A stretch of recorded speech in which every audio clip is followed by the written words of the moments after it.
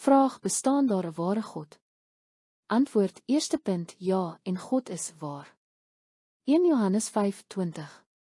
En ons weet dat die Seun van God gekom het en vir ons insig gegee het sodat ons hom wat waar is, kan ken. En ons is in hom wat waar is, in sy Seun Jesus Christus.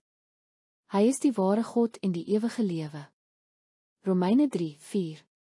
Beslis nie.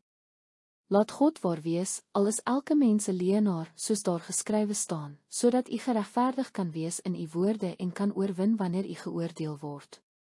Tweede punt, God het 'n wese en 'n ware vorm. Hebreërs 1:3. Hy is die helderheid van God se heerlikheid en die presiese beeld van sy wese. Hy dra alle dinge deur die kragtige woord van sy mag.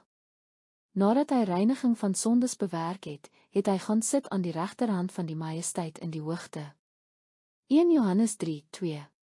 Geliefdes, nou is ons kinders van God, maar dit is nog nie geopenbaar wat ons sal wees nie. Ons weet dat wanneer hy geopenbaar word, ons soos hy sal wees, want ons sal hom sien soos hy werklik is. Derde punt, God het sy eie beeld. Genesis 1:27.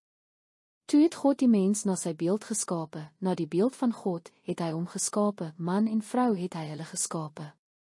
Vierde punt, God is 'n werklike en lewende God. Jeremia 10:10.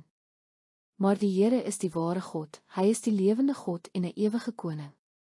Wanneer hy toornig word, beef die aarde, die nasies kan sy woede nie verdra nie.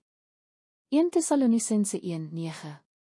Want hulle self vertel hoe ons na julle toe gekom het, en hoe julle van afgode na God teruggekeer het om die lewende en ware God te dien.